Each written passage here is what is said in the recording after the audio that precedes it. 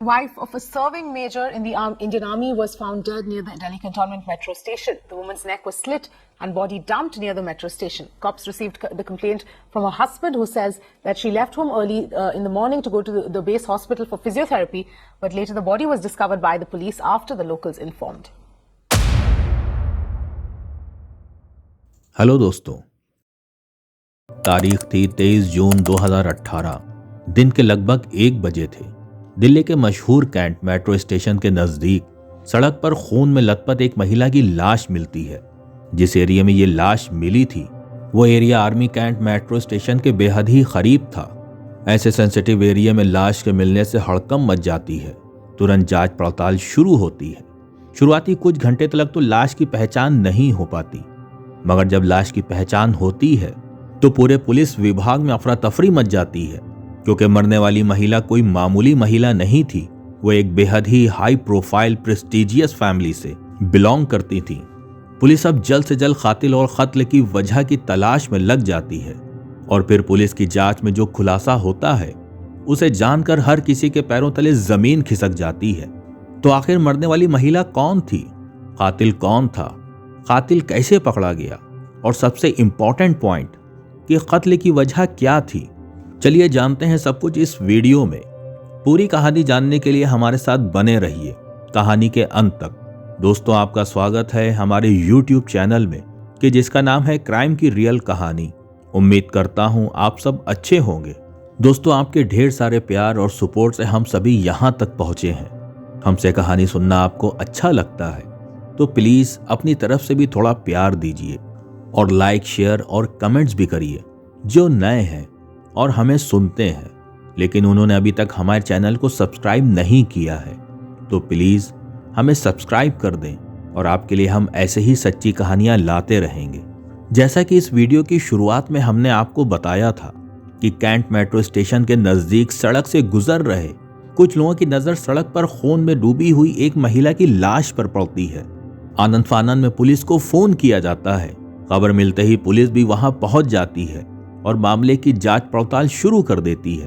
पहली नजर में देखने पर ऐसा लग रहा था कि महिला को किसी गाड़ी ने धक्का मार दिया है। पुलिस इसे एक्सीडेंट का मामला मानते हुए अपनी जांच को आगे बढ़ाती है। पुलिस इस मामले की संवेदनशीलता को समझते हुए घटना स्थल पर तुरंत फॉरेंसिक टीम को भी बुलाती है। शुरुआती जांच के बाद ही फॉरेंसिक टीम दावा करती है कि हमारी इन्वेस्टिगेशन के अनुसार ये एक्सीडेंट का मामला नहीं है, बल्कि महिला की पहले हत्या की गई है। फिर हत्या को एक्सीडेंट का रूप देने के लिए शरीर पर गाड़ी को चढ़ाया गया है। दरअसल फॉरेंसिक टीम जब मृत महिला के शरीर की जांच करती है तो उन्हें उस महिला की गर्दन पर गहरे घाव के निशान मिलते हैं। उस निशान को देखकर फॉरेंसिक एक्सपर्ट समझ जाते हैं कि किसी तेज हथियार से पहले महिला का गला रेता गया है और फिर उसे यहाँ लाकर फेंकने के बाद उसके शरीर के ऊपर गाड़ी को चढ़ाया गया है। पुलिस को शक होता है कि शायद यह हत्या रॉबरी या सेक्सुअल असॉल्ट की वजह से हो सकती है, इसलिए पुलिस इस एंगल से भी जांच करती है। मगर पाया यह जाता है कि महिला जो कुछ भी ज्वेलरी पहने हुई थी वो सब कुछ सही सलामत था और किसी तरह के सेक्सुअल असॉल्ट के भी सबूत नहीं मिलते हैं। हालांकि महिला के पास एक भी डॉक्यूमेंट नहीं था जिससे उसकी पहचान की जा सके। उसके पास में मोबाइल भी नहीं था। अब पुलिस मामला दर्ज करते हुए सबसे पहले शव की पहचान करने की कोशिश में लग जाती है। महिला की लाश लगभग 10 बजे दिन में मिली थी। उसके बाद कई घंटे बीत जाते हैं मगर मृत महिला की पहचान नहीं हो पाती है। दिल्ली के दूसरे पुलिस थानों में भी मृत महिला की तस्वीरें भेजी जाती हैं ताकि जल्द से जल्द इसकी पहचान की जा सके, मगर पुलिस के हाथ खाली ही रहते हैं। अभी पुलिस हाथ पैर मार ही रही थी कि शाम के लगभग 4 बजे नारायण पुलिस स्टेशन में एक व्यक्ति आता है और पुलिस वालों को कहता है कि दिन में उसकी पत्नी बाहर निकली थी मगर वो अभी तक वापस नहीं लौटी है। उसका मोबाइल भी स्विच ऑफ आ रहा है। उस व्यक्ति की पूरी बात सुनकर पुलिस वाले उस मृत महिला की तस्वीर उस व्यक्ति को दिखाते हैं, जो तस्वीर बस थोड़ी ही देर पहले पुलिस स्टेशन में आई थी। तस्वीर को देखते ही पत्नी की गुमशुदगी की शिकायत लेकर आए हुए व्यक्ति बहुत ज्यादा घबरा जाता है और कहता है कि यही तो मेरी पत्नी है। शिकायत लेकर आया हुआ व्यक्ति कोई मामूली इंसान नहीं था, बल्कि वो इंडियन आर्मी के मेजर अमित द्विवेदी थे, जिस मृत महिला की पहचान फोटो के जरिए उन्होंने की थी वो उनकी पत्नी थी, जिनका नाम था शैलजा द्विवेदी। शैलजा द्विवेदी पंजाब के अमृतसर की रहने वाली थी। उनकी शादी कुछ ही वर्ष पहले अमित द्विवेदी से हुई थी। इनका एक 6 साल का बच्चा भी था। पहले शैलजा द्विवेदी अपने पति के साथ कहीं और रहती थी, मगर वहां से अमित द्विवेदी का ट्रांसफर हाल ही में दिल्ली में हुआ था, इसलिए ये अब दिल्ली में ही आर्मी क्वार्टर में ही रह रही थी। शैलजा दिखने में काफी खूबसूरत थी। उन्होंने कई मशहूर ब्यूटी कंपटीशन में भी भाग लिया था और कई ब्यूटी कंपटीशन इन्होंने जीते भी थे। शैलजा ने मॉडलिंग की दुनिया में भी हाथ आजमाया था और कुछ हद तक इन्होंने सक्सेस भी हासिल कर ली थी। लाश की पहचान मेजर की वाइफ शैलजा द्विवेदी के रूप में होने की वजह से ये मामला बेहद ही हाई प्रोफाइल मामला हो जाता है। दिल्ली पुलिस के कई आला अधिकारी इस मामले की जांच पड़ताल में लग जाते हैं और जल्द से जल्द हत्या की वजह और हत्यारे की तलाश में जुट जाते हैं। पूछताछ का सिलसिला सबसे पहले शैलजा द्विवेदी के पति अमित द्विवेदी से होता है। अमित द्विवेदी बताते हैं कि कुछ हफ्ते पहले उनकी वाइफ शैलजा द्विवेदी का एक छोटा सा एक्सीडेंट हो गया था, जिससे उनके पैर में एक चोट लग गई थी। पैर में लगातार दर्द रहने की वजह से वो अपना इलाज करवाने दिल्ली के आर्मी अस्पताल में गई थी, जहां से उन्हें कुछ हफ्ते फिजियोथेरेपी करवाने की सलाह दी गई थी। अमित द्विवेदी आगे बताते हैं कि शैलजा पिछले कुछ दिनों से लगातार इस इलाज के लिए आ रही थी। रोज की तरह आज भी घर से उनके ड्राइवर ने आर्मी द्वारा दी गई गाड़ी से ही शैलजा को फिजियोथेरेपी कराने के लिए आर्मी हॉस्पिटल के बाहर ही ड्रॉप किया था। फिर कुछ समय बाद जब ड्राइवर रोज की ही तरह उन्हें अस्पताल से लेने गया तो अस्पताल की ओर से ये जानकारी दी गई कि आज तो शैलजा द्विवेदी इलाज के लिए आ ही नहीं थी। इस बात की जानकारी ड्राइवर अमित द्विवेदी को देता है। उसके बाद अमित द्विवेदी शैलजा के नंबर पर फोन करते हैं, मगर वो स्विच ऑफ आ रहा था। फिर अमित द्विवेदी अपने स्तर से शैलजा के दोस्तों और रिश्तेदारों को फोन करते हैं, मगर कहीं से भी शैलजा का अता पता नहीं चलता है। इसी के बाद अमित द्विवेदी भागते हुए नारायण पुलिस स्टेशन आते हैं, जहां वो फोटो के जरिए अपनी पत्नी की पहचान करते हैं। बाद में उन्हें अस्पताल ले जाया जाता है, जहां शैलजा की लाश रखी हुई थी। लाश देखकर अमित द्विवेदी लाश की पुष्टि करते हैं। अब पुलिस लाश की गुत्थी तो सुलझा चुकी थी कि ये लाश किसकी है। अब पुलिस को इस हत्या के जवाब ढूंढना बाकी थे कि इस महिला की हत्या किसने और क्यों की है।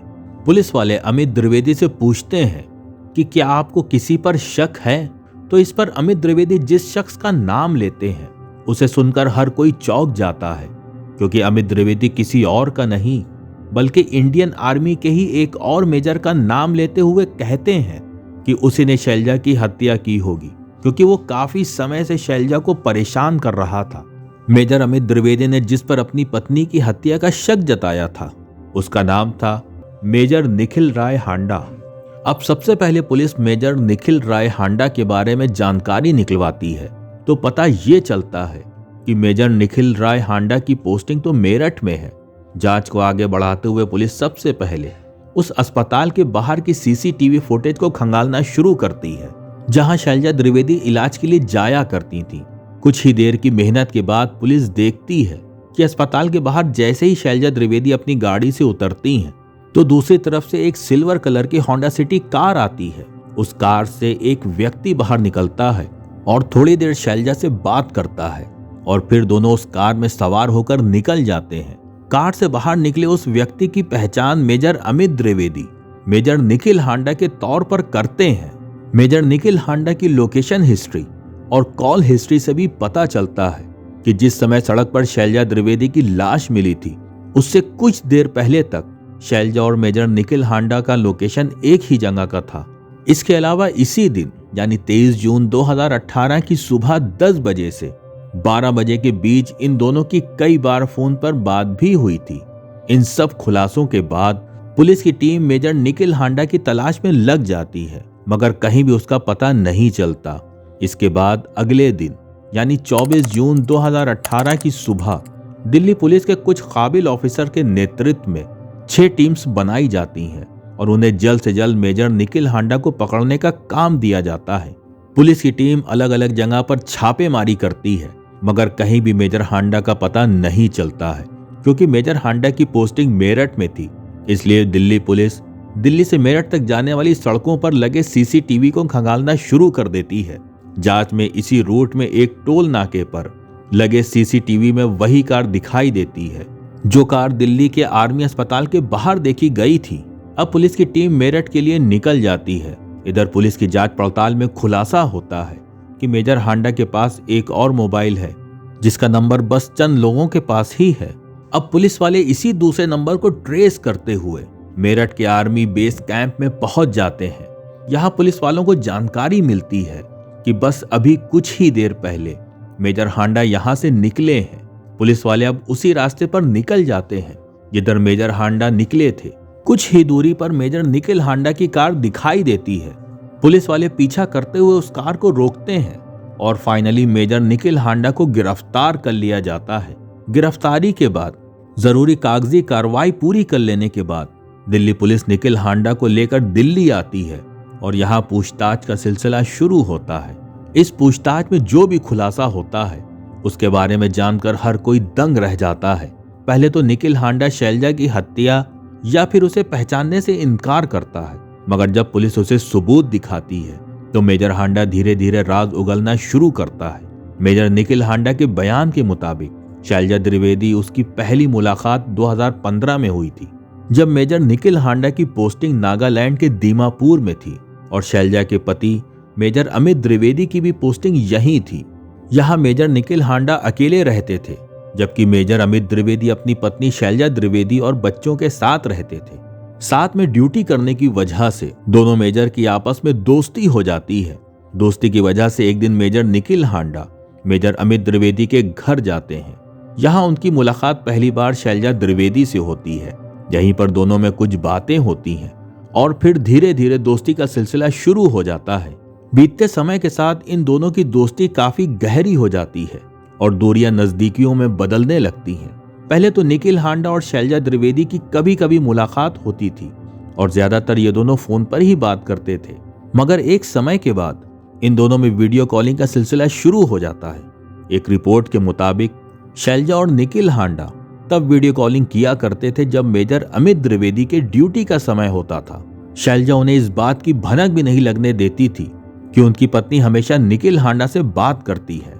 ऐसा 2015 से लेकर 2018 के शुरुआती महीनों तक चलता रहा, मगर एक दिन जब शैलजा निखिल हांडा से वीडियो कॉलिंग कर रही थी तभी मेजर अमित द्विवेदी रंगे हाथ अपनी पत्नी को पकड़ लेते हैं। ये सब देखने के बाद अमित द्विवेदी शैलजा को डांटते हैं और इन दोनों के बीच काफी कहासुनी हो जाती है।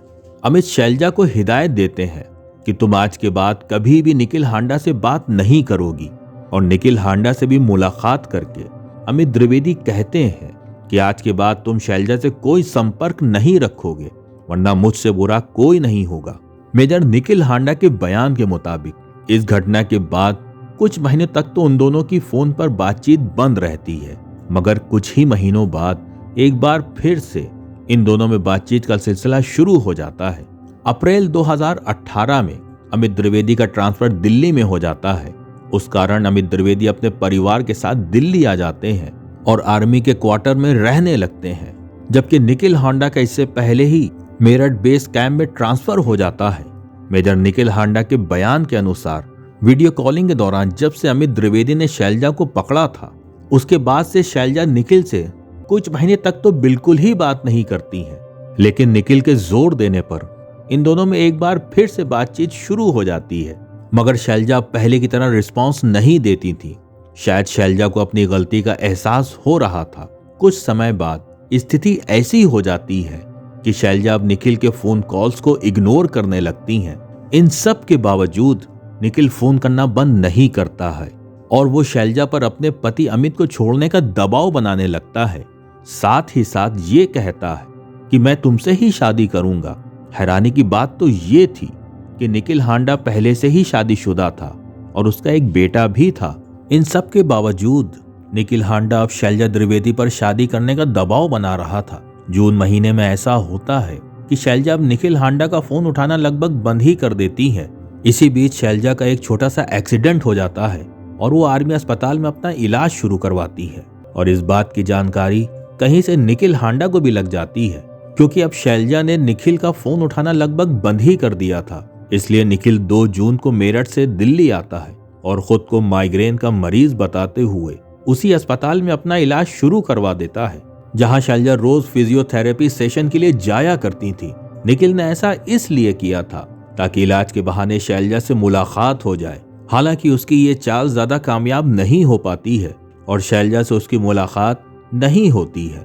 इसके बाद निखिल एक नई चाल चलता है और अब वो अपने स्वस्थ बेटे को मरीज बनाकर अस्पताल में जबरदस्ती भर्ती करवा देता है। ऐसा उसने बस इसलिए किया था ताकि वो अपने बेटे के इलाज के बहाने अस्पताल में रह सके और शैलजा से मुलाकात कर सके। बेटे के इलाज के बहाने उसे आर्मी यूनिट से छुट्टी भी आसानी से मिल जाती है और अब वो अस्पताल में रहते हुए शैलजा से मिलने का प्लान बनाता रहता है। उसकी ये चाल कामयाब हो जाती है और 1-2 बार शैलजा से उसकी मुलाकात भी हो जाती है। इस मुलाकात के बाद शैलजा, जिसने निखिल का फोन उठाना बिल्कुल बंद कर दिया था, फिर से फोन उठाना शुरू कर देती है और इन दोनों के बीच थोड़ी बहुत बातचीत शुरू हो जाती है।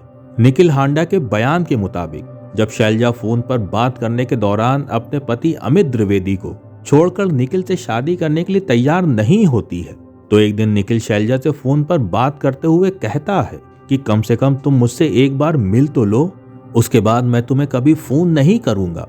इसी के बाद 23 जून 2018 को जब शैलजा आर्मी अस्पताल में रोज की तरह फिजियोथेरेपी कराने के लिए आती हैं, तो इस बार वो अस्पताल के अंदर नहीं जाती हैं बल्कि बाहर ही रुक जाती हैं। यहाँ प्लान के मुताबिक निखिल हांडा अपनी होंडा सिटी कार लेकर आता है और फिर उसी कार में शैलजा बैठ जाती हैं और वो दोनों वहां से निकल जाते हैं। कुछ किलोमीटर आगे जाकर निखिल अपनी कार को रोक देता है और एक बार फिर से कार में ही इन दोनों की बातचीत का सिलसिला शुरू हो जाता है। यहाँ निखिल हांडा शैलजा पर शादी का दबाव बनाने की कोशिश करता है। मेजर निखिल हांडा शैलजा को लेकर इतना पागल था कि वो कार के अंदर ही अपनी पत्नी को फोन करता है और उसे कहता है कि मैं तुम्हें तलाक देने जा रहा हूँ क्योंकि मैं दूसरी शादी करने जा रहा हूँ। इसके बाद अब निखिल हांडा शैलजा से कहता है कि तुम भी अपने पति से बस जितने जल्दी हो सके तलाक ले लो और मुझसे शादी कर लो। लेकिन शैलजा अपने पति अमित द्विवेदी से तलाक लेने से मना कर देती हैं। इस बात को लेकर कार के अंदर ही शैलजा और निखिल हांडा के बीच झगड़ा होने लगता है। इसी झगड़े के दौरान शैलजा निखिल से कहती हैं कि मैं और तुम बस एक अच्छे दोस्त हैं, मैं तुम्हें इससे ज्यादा कुछ नहीं समझती। शैलजा निखिल से कहती हैं कि हम तुम शादी नहीं कर सकते। अगर तुमने मेरा पीछा नहीं छोड़ा और मुझे फोन करना बंद नहीं किया तो मैं आर्मी में तुम्हारी कंप्लेन करवा कर तुम्हारा कोर्ट मार्शल करवा दूंगी। बस इसी के बाद वो एक झटके से शैलजा की गर्दन पकड़ लेता है और अगले ही पल अपने साथ छुपाकर लाए हुए चाकू से शैलजा की गर्दन पर वार करना शुरू कर देता है। शैलजा चाहकर भी निखिल की पकड़ से नहीं निकल पाती है और चाकू के लगातार वार की वजह से कार के अंदर ही दम तोड़ देती हैं। शैलजा को मारने के बाद निखिल समझ नहीं पाता है कि लाश को कहां ठिकाने लगाया जाए। उसे डर सताने लगा था कि अगर लाश को इस तरह कार में रखकर ज्यादा दूर गया तो वो पकड़ा जाएगा, इसलिए वो वहीं पर लाश को पहले गाड़ी से नीचे गिरा देता है और फिर कई बार अपनी कार को शैलजा के शरीर पर, खासकर उसके चेहरे पर कार को चढ़ा देता है ताकि ये हत्या की बजाय एक्सीडेंट का मामला लगे और उसकी पहचान को भी मिटाया जा सके। शैलजा की लाश को ठिकाने लगाने के बाद निखिल हांडा शैलजा का मोबाइल लेता है और कुछ दूरी पर जाकर एक कचरे के डिब्बे में फेंक देता है। इसके बाद वो दिल्ली के उस घर में जाता है जहां वो पिछले कई दिनों से ठहरा हुआ था। यहाँ आकर वो सबसे पहले नहाता है और उसके बाद तैयार होकर फिर से उसी आर्मी अस्पताल के बाहर चला जाता है ताकि वहां के हालात का जायजा ले सके। सब कुछ शांत देखकर अब वो सबूत मिटाने की नीयत से कार को ठिकाने लगाने का प्लान बनाने लगता है। क्योंकि कार के टायर में और अंदर काफी खून लगा हुआ था, इसलिए निखिल जल्द से जल्द कार को धुलवाने के जुगाड़ में लग जाता है। मगर उसे यह डर सता रहा था कि अगर दिल्ली में कार धुलवाने गया तो शायद वो पकड़ा जाएगा, इसलिए वो मेरठ चला जाता है और वहीं कार को धुलवाता है। निखिल हांडा को लग रहा था कि कार को ठिकाने लगाकर वो आराम से बेस कैंप में शिफ्ट होकर रह सकता है, मगर पुलिस की तेजी के आगे निखिल हांडा की हर चाल फेल हो जाती है और आखिरकार वो पकड़ा जाता है। निखिल हांडा को गिरफ्तार करने के बाद 14 दिनों की पुलिस रिमांड में भेज दिया जाता है और पूछताछ के साथ साथ पुलिस हत्या के सबूत जुटाना भी शुरू कर देती है। इसी सिलसिले में सबसे पहले मेजर हांडा की कार से वो चाकू भी बरामद कर लिया जाता है, जिसका इस्तेमाल शैलजा का गला रेतने में किया गया था। इसके अलावा पुलिस शैलजा और निखिल हांडा के कॉल रिकॉर्ड्स भी निकलवाती है, जिससे पता चलता है कि पिछले सिर्फ 6 महीनों में ही निखिल हांडा ने शैलजा द्विवेदी को 3,352 बार कॉल किया था। इस दौरान इन दोनों की कई बार काफी लंबी बातचीत भी हुई थी। इतना ही नहीं, जिस दिन निखिल हांडा ने शैलजा की हत्या की थी उस दिन वो शैलजा को सुबह 10 बजे से ही लगातार कॉल कर रहा था और उसने आखिरी कॉल 12 बजे किया था। जांच पड़ताल करने के दौरान पुलिस कई दिनों की लगातार मेहनत के बाद शैलजा का वो फोन भी एक कचरे के डिब्बे से बरामद कर लेती है, जिसे निखिल ने शैलजा की हत्या करने के बाद चुरा कर फेंक दिया था। निखिल इस हत्या को आवेश में आकर अचानक से की गई हत्या के तौर पर बताता है, मगर पुलिस जब निखिल हांडा के फोन की जांच शुरू करती है तो पता चलता है कि निखिल हांडा ने इस हत्या वाली रात से ठीक पहले वाली रात इंटरनेट पे कई बार हाउ टू किल समवन लिखकर सर्च किया था। इसके अलावा उसने सबूत मिटाने के तरीकों के बारे में गूगल सर्च भी किया था। निखिल ने यूट्यूब पर भी हत्या करने के तरीकों से जुड़ी कई वीडियोस देखी थी। इन सभी सबूतों से पता चलता है कि निखिल ने शैलजा की हत्या के प्लान पहले से ही कर लिया था। शैलजा की नजर में निखिल उसका मामूली दोस्त था, मगर निखिल हांडा इस दोस्ती को प्यार समझने लगा था। वैसे एक तरफ निखिल हांडा शैलजा से प्यार का दावा करता था, तो दूसरी तरफ पुलिस जांच पड़ताल करती है तो खुलासा होता है कि निखिल हांडा 2 मोबाइल फोन यूज करता था। एक मोबाइल से उसने अपने असली नाम और पहचान के साथ फेसबुक अकाउंट बनाया हुआ था, जबकि उसने जो दूसरा मोबाइल रखा हुआ था उसका इस्तेमाल एक फर्जी फेसबुक आईडी चलाने के लिए करता था। उस आईडी में निखिल ने खुद को दिल्ली का एक बड़ा बिजनेसमैन बताया हुआ था। वो शायरी के जरिए लड़कियों को फंसाता था। यहाँ तक कि जिस दिन उसने शैलजा की हत्या की थी उस समय तक भी वो 2 लड़कियों से लगातार संपर्क में था और हत्या वाली रात उसने काफी देर उन लड़कियों से बात भी की थी। फिलहाल निखिल हांडा सलाखों के पीछे अपने किए की सजा भुगत रहा है। वैसे अब तक कोर्ट से इस मामले में कोई फैसला नहीं आया है और अब भी इस केस की सुनवाई चल रही है। दोस्तों, आपके अनुसार इस हत्या के लिए मेजर निखिल हांडा को क्या सजा मिलना चाहिए? कमेंट बॉक्स में जरूर बताएं। अगर आपको हमारी मेहनत पसंद आई हो तो इस वीडियो को लाइक करते हुए शेयर भी जरूर करें, ताकि बाकी के लोग भी इस खौफनाक कहानी के बारे में जान सकें। अगर आपने अब तक इस चैनल क्राइम की रियल कहानी को सब्सक्राइब नहीं किया है तो जल्दी से चैनल को जरूर सब्सक्राइब कर लें और बेल आइकन दबाना ना भूलें, ताकि हमारी अगली कहानी की अपडेट आपको आसानी से मिल सके। धन्यवाद।